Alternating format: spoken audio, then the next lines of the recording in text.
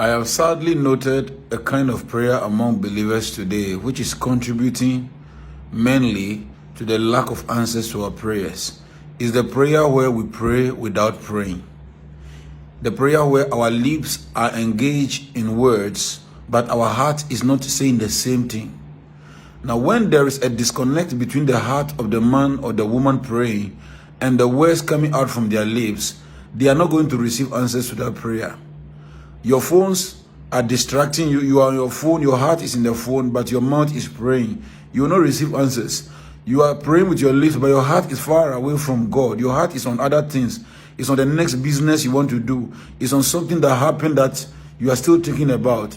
It is very important that the entire faculty of the one rendering the prayer is enlisted in the prayer process or exercise. This is the only way by which we can receive good results.